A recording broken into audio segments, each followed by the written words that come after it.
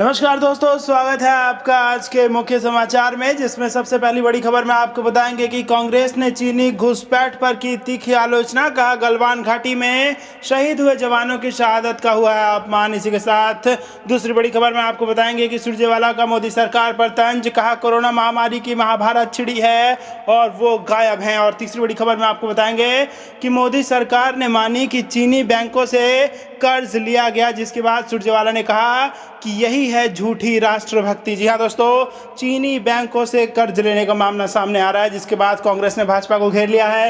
हर एक खबर की गहराई में आपको ले जाएंगे दोस्तों, लेकिन उससे पहले अगर आपको भी ऐसा लगता है कि चीन को मुंहतोड़ जवाब देने में मोदी सरकार देरी कर रही है, तो आप अभी इस वीडियो को लाइक कीजिए और इस लाल बटन को दबा के इस चैनल को फ्री में सब्सक्राइब करके घंटे बजाइए और कमेंट में लिखिए जय हिंद। दोस्तों रुक करते हैं तमाम बड़ी खबरों की तरफ।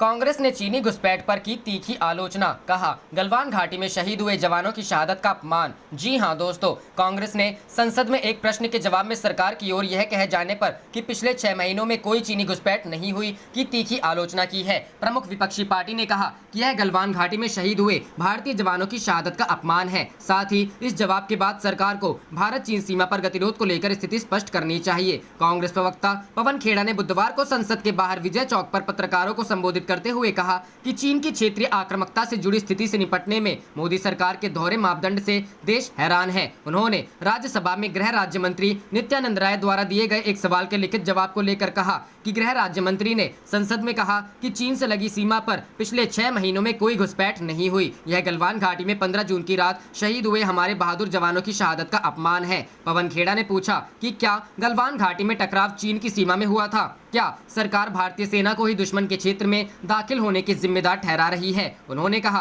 कि सरकार को चीन के साथ सीमा पर हालात को लेकर स्थिति स्पष्ट करनी चाहिए। उन्होंने कहा कि आखिर क्यों चीन के आक्रामक व्यवहार के बावजूद सरकार उसके साथ कारोबारी रिश्ते बनाए हुए हैं। यही नहीं, चीन से भारी भरकम कर्ज भी लिया गया है। उन्होंने कहा कि इस बात की तस्दीक खुद सरकार से मंगलवार को संसद में की। सरकार ने बताया कि बीजिंग में मौजूद इंफ्रास्ट्रक्चर डेवलपमेंट बैंक से 9,202 करोड़ रुपए का कर्ज लिया गया। इससे चीन के साथ कारोबारी रिश्तों पर अंकुश लगाने को लेकर मोदी सरकार की नीति बेनकाब हो गई। रुख करते हैं अगली खबर की तरफ। सुरजेवाला का मोदी सरकार पर तंज। कोरोना महामारी की महाभारत छिड़ी है और वो गायब है। जी हां दोस्तों, भारत में कोरोना वायरस के मामले लगातार तेजी से बढ़ रहे हैं। ताजा आंकड़ों के अनुसार भारत में कोरोना संक्रमित मामले 50 लाख के पार जा चुके हैं। लेकिन इन सबके बावजूद केंद्र सरकार भारत को दुनिया में कोरोना संक्रमित देशों से तुलना करते बेहतर हालातों में बताती है। केंद्र सरकार के इस दावे को लेकर ही कांग्रेस पार्टी के राष्ट्रीय प्रवक्ता रणदीप सिंह सुरजेवाला ने मोदी सरकार को निशाने पर लिया है। सुरजेवाला ने कहा है कि देश में महामारी की महाभारत छिड़ी है और सरकार गायब है। सुरजेवाला ने सोशल मीडिया पर इस बारे में एक के बाद एक कई ट्वीट किए हैं।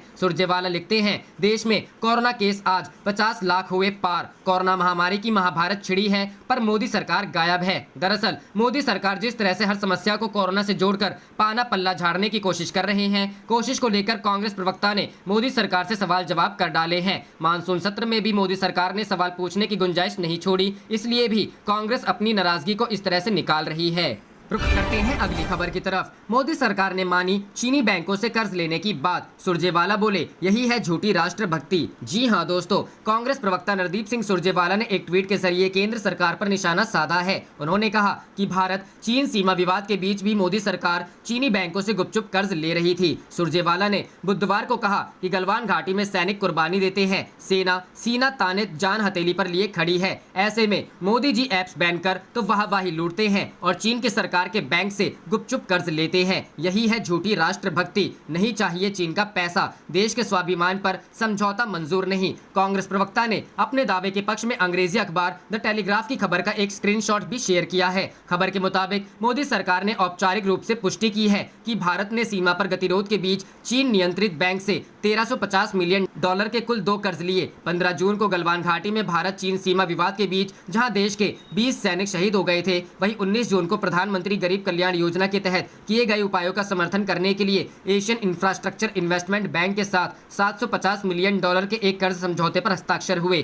चीन बीजिंग में स्थित बहुपक्षीय विकास बैंक का सबसे बड़ा शेयर धारक है। सुरजेवाला ने ट्वीट पर सोशल मीडिया यूजर्स भी जमकर प्रतिक्रिया दे रहे हैं। मनोज अग्रवाल @ मनोज इंदौर लिखते हैं, AIIB दिल्ली में भारत का भी 8% शेयर है और मोदी सरकार ने AIIB से लोन लिया है, ना कि चीन से। अधूरी खबर बताकर देश को गुमराह करना बंद करो। एक यूजर @ययाति यादव लिखते हैं, कांग्रेस होती तो ना ऐप बंद होते, ना सेना अपनी पराक्रम दिखा पाती, सिर्फ कमेटी बनती और डोजर तैयार होते और चीन छेद करते रहते। रुख करते हैं अगली खबर की तरफ। केंद्र सरकार के कृषि विधेयकों के खिलाफ किसानों के प्रदर्शन को मिला सीएम अमरिंदर का साथ, बोले दिल्ली में करे विरोध। जी हां दोस्तों, पंजाब के मुख्यमंत्री अमरिंदर सिंह ने बुधवार को कहा कि केंद्र के कृषि संबंधी विधेयकों के खिलाफ प्रदर्शन करने पर किसानों के खिलाफ दर्ज किए गए मामले वापस लिए जाएंगे, लेकिन उन्होंने उनसे अब सड़कें जाम नहीं करने की अपील की। उन्होंने यहां जारी एक बयान में कहा कि CRPC की धारा 144 का उल्लंघन करने को लेकर कोई मामला दर्ज नहीं किया जाएगा, क्योंकि वे अपने जीवन के लिए लड़ रहे हैं। कोरोना वायरस के चलते पूरे पंजाब में यह धारा लागू है, जिसके तहत 4 या उससे अधिक लोगों के एकत्र होने पर पाबंदी है। मुख्यमंत्री ने किसानों से अपना प्रदर्शन केंद्र सरकार की दहलीज पर दिल्ली ले जाने की अपील की और उन्हें आश्वासन दिया कि कांग्रेस इस लड़ाई में उनका साथ देगी। सिंह ने पंजाब के राज्यपाल VP सिंह बदनौर को इन विधेयकों के खिलाफ प्रदेश कांग्रेस की ओर से ज्ञापन सौंपने के बाद कहा, धारा 144 का उल्लंघन करने पर किसानों के खिलाफ दर्ज की गई प्राथमिकियां वापस ली जाएंगी। मुख्यमंत्री ने कहा कि प्रदेश कांग्रेस और उनकी सरकार किसानों के साथ है, क्योंकि केंद्र के ये कानून पंजाब एवं उसकी कृषि को तबाह कर देंगे, जो राज्य की अर्थव्यवस्था की रीढ़ है। रुख करते हैं अगली खबर की तरफ। बायकॉट बेअसर, इस चीनी कंपनी ने भारत में एक दिन में बेच दिए 1.30 लाख फोन। जी हां दोस्तों, चीनी प्रोडक्ट्स बायकॉट का असर कम हो रहा है। ये आंकड़े बताते हैं कि लोग अब चीनी स्मार्टफोन बढ़ चढ़कर खरीद रहे हैं। कंपनी का दावा तो इसी ओर इशारा करता है। चीनी स्मार्टफोन Xiaomi का सब ब्रांड पोको है। 15 सितंबर को पोको M2 की पहली सेल थी। कंपनी ने दावा किया है कि एक दिन में 1.30 लाख स्मार्टफोन बिक गए। पोको M2 की शुरुआती कीमत 10,999 रुपए है और इस स्मार्टफोन में 5000 mAh की बैटरी दी गई है। हाल ही में कंपनी ने इसे भारत में लॉन्च किया और पहली सेल 15 सितंबर को थी। पोको M2 के 2 वेरिएंट्स हैं, 6GB रैम और 64GB स्टोरेज और 6GB RAM 128GB storage. Top model की कीमत 12,499 रुपए है। इस स्मार्टफोन के 3 कलर वेरिएंट्स ब्लैक, ब्लू और रेड है। पोको M2 के स्पेसिफिकेशंस और फीचर्स। पोको M2 में 6.53 इंच की फुल HD प्लस डिस्प्ले दी गई है और इसमें वाटर ड्रॉप स्टाइल नॉच है। इस स्मार्टफोन में MediaTek Helio G80 प्रोसेसर दिया गया है। पोको M2 में 4 रियर कैमरे दिए गए हैं। प्राइमरी कैमरा 13 मेगापिक्सल का है, दूसरा 8 मेगापिक्सल का, तीसरा 5 मेगापिक्सल का, जबकि चौथा 2 मेगापिक्सल का लेंस है। पोको M2 में 5000 mAh की बैटरी दी गई है और इसके साथ 18 वाट फास्ट चार्जिंग का सपोर्ट भी है। कनेक्टिविटी के लिए इसमें headphone jack, micro SD card slot और ब्लूटूथ, वाईफाई जैसे स्टैंडर्ड फीचर्स दिए गए हैं। फोन के रियर में फिंगरप्रिंट स्कैनर दिया गया है। रुख करते हैं अगली खबर की तरफ। पलायन पर बयान देकर फंस गए सुशील मोदी। आरजेडी बोली डिप्टी सीएम खुद है बाहरी। जी हां दोस्तों, बिहार के डिप्टी सीएम सुशील कुमार मोदी पर पलायन पर बयान देकर फंस गए हैं। आरजेडी विधायक भाई वीरेंद्र ने उनके बयान पर पलटवार किया है। भाई वीरेंद्र ने कहा कि सुशील मोदी तो खुद बिहार के रहने वाले नहीं हैं, वह तो खुद बाहरी हैं। ऐसे में वह बिहार के गरीबों का दर्द कैसे जानेंगे। भाई वीरेंद्र ने कहा कि सुशील मोदी चुनाव लड़ने से डरते हैं। अगर वह चुनाव लड़ते और जनता के बीच जाते तो वह गरीबों का हाल जानते। वह पिछले दरवाजे से सदन में जाते हैं और राजनीति करते हैं। ऐसे में उनके कुछ उम्मीद करना ठीक नहीं है। भाई वीरेंद्र ने महागठबंधन के साथ रहे जीतन राम मांझी पर पलटवार किया है और कहा कि वह महागठबंधन छोड़कर NDA में गए हैं। उनको सीएम नीतीश कुमार ने पद का लालच दिया है। यही कारण है कि वह फालतू की बातें रघुवंश प्रसाद सिंह को लेकर बोल रहे हैं और लालू परिवार पर निशाना साध रहे हैं। वह तो बिहार के सीएम रह चुके हैं। ऐसे में उनको इस तरह का बयान देना शोभा नहीं देता है। बता दें कि सुशील मोदी ने कहा था कि लोग शौक से पलायन करते हैं, बाहर काम करने पर बिहारियों को आनंद आता है। इस पर ही आरजेडी ने निशाना साधा है।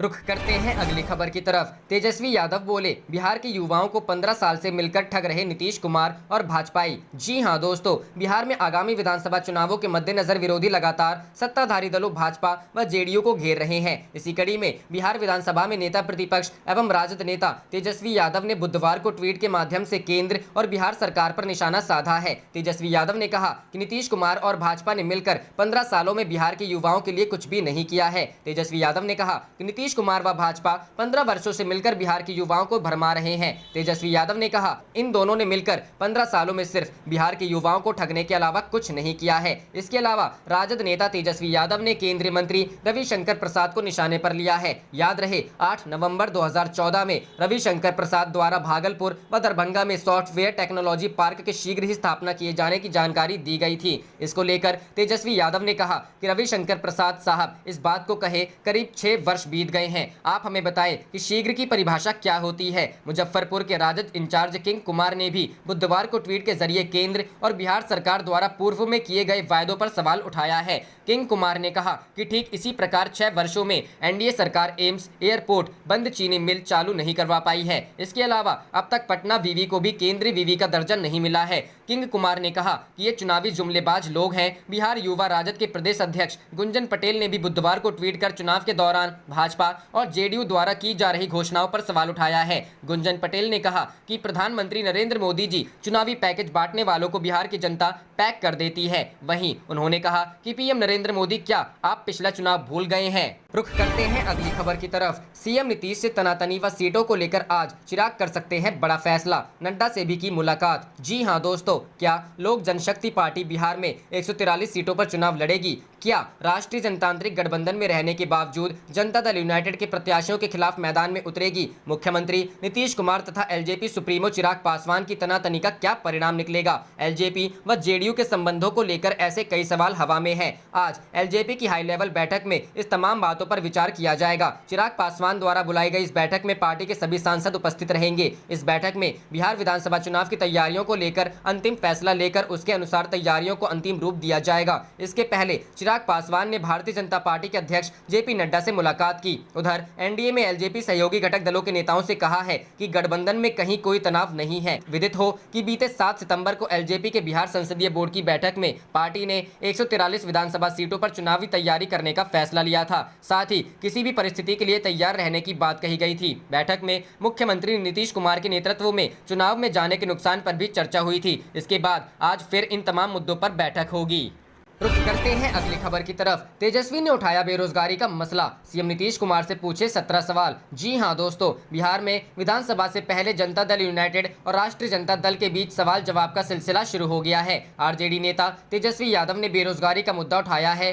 तेजस्वी ने कहा कि अगर आप जवाब नहीं देते हैं तो चुनाव में युवा करारा जवाब देंगे। तेजस्वी यादव ने कहा कि नीतीश कुमार बेरोजगारी के मुद्दे पर मुंह ना छिपाएं, बिहार के 7 करोड़ युवाओं के सीने में धधक रहे इन ज्वलंत सवालों का जवाब दे। अगर जवाब नहीं देते हैं तो इस चुनाव में युवा करारा जवाब देंगे। हम बेरोजगारी, पलायन और उद्योग धंधों से संबंधित निम्नलिखित सवाल बिहार सरकार से पूछना चाहते हैं। पहला, देश में सबसे अधिक बेरोजगारी बिहार में क्यों है? 15 वर्षों की एनडीए सरकार बताए कि बिहार में आईटी कंपनियां क्यों नहीं बुलाई गई, क्यों नहीं आई और क्यों नहीं आ सकती? बिहार में आईटी पार्क और एसईजेड्स क्यों नहीं बन सकते? दूसरा, बिहार में केला, मकई, मखाना, चावल, गन्ना, आलू, लीची, आम इत्यादि अनेकों विश्व प्रसिद्ध अनाज, फल, सब्जियों का इतना उत्पादन होता है तो फिर इन सभी से संबंधित खाद्य प्रसंस्करण उद्योग 15 वर्षों में क्यों नहीं लगाए गए और क्यों नहीं लग सकते? 15 वर्षों की सरकार जवाब दे। तीसरा, बिहार दूसरे प्रदेशों जैसे आंध्र प्रदेश से मछली खरीदता है। 15 वर्षों की सरकार बताएं कि हम बिहार तमाम मछली उत्पादन संबंधित संसाधन होने के बावजूद यहाँ ऐसी व्यवस्था क्यों नहीं कर सकते? बिहार में मछली उत्पादन को बढ़ावा देकर यहाँ जिलावार मछली बाजार लगाकर मछुआरों की आमदनी और उत्पादन क्यों नहीं बढ़ा सकते?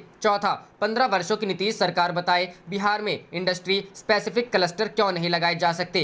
पांचवा, 15 वर्षों की सरकार बताए बिहार में डेयरी प्रोडक्ट्स यानी दुग्ध उत्पादन संबंधित बड़े उद्योग क्यों नहीं लगाए जा सकते? बिहार का दूध, घी, मक्खन, चीज, पनीर, खोया इत्यादि दूसरे प्रदेशों और देशों में क्यों नहीं भेजा जा सकता? छठा, 15 वर्षों की सरकार बताए उन्होंने बुनकर उद्योग, लघु उद्योग और हथकरघा उद्योग के लिए क्या किया? बड़े पैमाने पर इन उद्योगों को बढ़ावा क्यों नहीं दिया जा रहा? सातवां, 15 वर्षों की सरकार बताए उन्होंने बिहार को अब तक पर्यटन केंद्र के रूप में विकसित क्यों नहीं किया? आठवां, सरकार विभिन्न विभागों से लंबित 4.5 लाख से अधिक रिक्तियों पर नियुक्तियां क्यों नहीं करती? नौवां, 15 वर्षों की सरकार नियुक्ति भर्ती परीक्षा और प्रक्रिया को पारदर्शी तथा नियमित क्यों नहीं करती? 10वां, सरकार बिहार के स्थायी निवासियों के लिए 90% नौकरी आरक्षित करने का प्रावधान करने वाली हमारी डोमिसाइल नीति की मांग स्वीकार क्यों नहीं करती? 11वां, 15 वर्षों की सरकार बताए कि आपने 15 वर्षों में बिहार में कुल कितनी नौकरियां प्रदान की?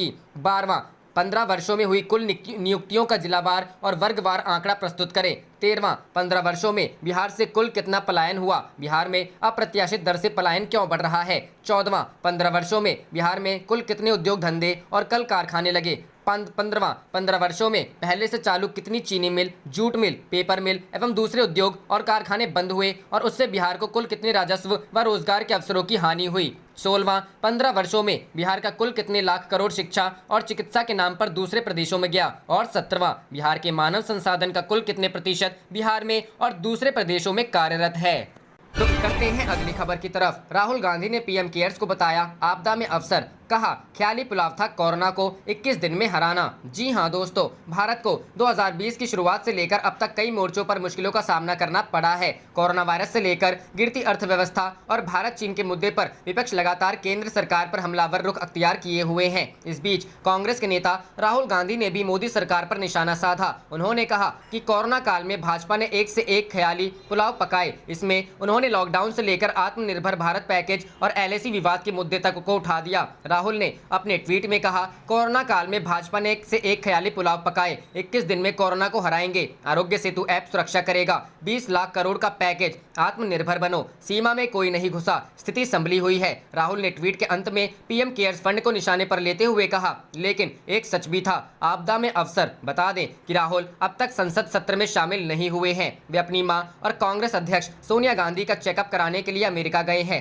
ऐसे में माना जा रहा है कि वे आधे सत्र में शामिल नहीं होंगे। हालांकि इसके बावजूद वे ट्विटर के जरिए भाजपा नीति केंद्र सरकार पर निशाना साध रहे हैं। एक दिन पहले ही उन्होंने चीन मुद्दे को लेकर रक्षा मंत्री पर देश को गुमराह करने का आरोप लगाया था। अपने ट्वीट में उन्होंने कहा था, रक्षा मंत्री के बयान से साफ है कि मोदी जी ने देश को चीनी अतिक्रमण पर गुमराह किया। हमारा देश हमेशा से भारतीय सेना के साथ खड़ा था, है और रहेगा। लेकिन मोदी जी, आप कब चीन के खिलाफ खड़े होंगे? चीन से हमारे देश की जमीन कब वापस लेंगे? चीन का नाम लेने से डरो मत। करते हैं अगली खबर की तरफ। राजनाथ सिंह के बयान पर कांग्रेस आक्रामक। राहुल गांधी बोले, देश सेना के साथ, लेकिन चीन के खिलाफ कब खड़े होंगे पीएम मोदी। जी हां दोस्तों, रक्षा मंत्री राजनाथ सिंह ने मंगलवार को लोकसभा में चीन पर जमकर हमला बोला। हालांकि सीमा पर चीन के साथ जारी विवाद को लेकर राजनाथ के बयान के बाद कांग्रेस अध्यक्ष राहुल गांधी ने भी बड़ा बयान देते हुए पीएम मोदी के दावे पर सवाल उठाए। उन्होंने कहा कि चीन की ओर से किए गए अतिक्रमण को लेकर पीएम मोदी ने देश को गुमराह किया, यह रक्षा मंत्री के बयान से साफ हो गया है। राहुल ने ट्वीट कर कहा, रक्षा मंत्री के बयान से साफ है कि मोदी जी ने देश को चीनी अतिक्रमण पर गुमराह किया। हमारा देश हमेशा से भारतीय सेना के साथ खड़ा था, है और रहेगा। उन्होंने पीएम मोदी से सवाल किए कि आप कब चीन के खिलाफ खड़े होंगे और चीन से हमारे देश की जमीन कब वापस लेंगे? चीन को कब दिखाएंगे लाल आंख? सुरजेवाला। दूसरी ओर कांग्रेस के प्रवक्ता रणदीप सिंह सुरजेवाला ने भी ट्वीट पर पीएम मोदी, उन्होंने ट्वीट किया, राजनाथ जी, देश सेना के साथ एकजुट है, पर ये बताएं कि चीन ने हमारी सरजमी पर कब्जे का दुस्साहस कैसे किया? मोदी जी ने चीन द्वारा हमारे क्षेत्र में घुसपैठ न करने के बारे में गुमराह क्यों किया? रणदीप ने राजनाथ सिंह से सवाल पूछा कि चीन को हमारी सरजमी से वापस कब खदेड़ेंगे? उन्होंने पूछा कि चीन को लाल आंख कब दिखाएंगे? कांग्रेस ने किया वॉकआउट। इससे पहले संसद के मानसून सत्र के दूसरे दिन कांग्रेस ने भारत और चीन के बीच सीमा विवाद पर चर्चा की मांग करते हुए सदन से वॉकआउट कर दिया। बताया गया कि कांग्रेस सांसद रक्षा मंत्री राजनाथ सिंह से सवाल करना चाहते थे। स्पीकर से अनुमति नहीं मिलने के बाद कांग्रेस सांसदों ने सदन से वॉकआउट कर दिया। पार्टी के नेताओं का कहना है कि सदन की परंपरा के अनुसार प्रमुख मुद्दों पर बहस की जानी चाहिए, लेकिन सरकार उनके सवालों से डरी हुई है। सरकार नहीं चाहती है कि हम बोले। अधीर रंजन। कांग्रेस नेता अधीर रंजन चौधरी ने वॉकआउट को लेकर कहा कि हमारी मांग केवल यह थी कि देश भी हमारा है। यह देश केवल राजनाथ सिंह जी का नहीं है, यह देश हम सभी का है। हम अपने दिल की बात, मन की बात रखना चाहते थे। हम देश के सैनिकों को सम्मान देने का मौका नहीं गंवाना चाहते थे, लेकिन सरकार नहीं चाहती कि हमारे मुंह से आवाज निकले। रुक करते हैं अगली खबर की तरफ। रक्षा मंत्री के बयान पर ओवैसी ने उठाए सवाल, बोले, राष्ट्रीय सुरक्षा के नाम पर हो रहा घिनौना मजाक। जी हां दोस्तों, भारत चीन सीमा विवाद पर संसद में दिए गए रक्षा मंत्री राजनाथ सिंह के बयान को AIMIM चीफ असदुद्दीन ओवैसी ने घिनौना मजाक करार दिया है। ओवैसी ने ट्वीट कर कहा, मैंने ऐसा बयान नहीं देखा है जो इतना कमजोर और अपर्याप्त हो। यह राष्ट्रीय सुरक्षा के नाम पर एक घिनौना मजाक है। रक्षा मंत्री के बयान पर मुझे संसद में बोलने की अनुमति नहीं थी। अगर इजाजत मिलती तो पूछता कि रक्षा मंत्री क्यों नहीं कहते कि चीन ने हमारी 1000 वर्ग किलोमीटर जमीन पर अवैध कब्जा कर लिया है? इस अवैध कब्जे के लिए जिम्मेदार कौन है? ओवैसी ने ट्विटर के जरिए सरकार से सिलसिलेवार कई सवाल किए। उन्होंने कहा, सरकार हमारे बंदी सैनिकों के बारे में सच क्यों नहीं बता रही है? आपने संसद को यह क्यों नहीं बताया कि आपने चीन से यथास्थिति अप्रैल 2020 से पहले के मुताबिक बरकरार रखने की मांग की है? क्या आपने मांग की है कि वर्तमान स्थिति को यथास्थिति माना जाए? ओवैसी ने आगे लिखा, आप दोनों पक्षों के सैन्य अधिकारियों के बीच हो रही बातचीत के बारे में बात कर रहे हैं। जब पिछली बातचीत फेल हो गई है, तब क्या ये बातचीत सफल होंगी? सशस्त्र बलों को सरकार ने क्या राजनीतिक मार्गदर्शन दिया है? राजनीतिक नेतृत्व इस प्रक्रिया को अपने हाथ में क्यों नहीं ले रही है? सेना को प्रतिनिधि क्यों बनाया जा रहा है? रुख करते हैं अगली खबर की तरफ। पंजाब में सहयोगी पार्टी ने किया मोदी सरकार के नए किसान अध्यादेश का विरोध, कहा यह अन्नदाता के खिलाफ। जी हां दोस्तों, पंजाब में किसानों के विरोध के बीच केंद्र सरकार की सरकार में सहयोगी दल की शिरोमणि अकाली दल ने सोमवार को लोकसभा में पेश किए गए किसान अध्यादेशों का विरोध किया है। आप देख रहे थे आपका अपना चैनल जय हिंद जय भारत।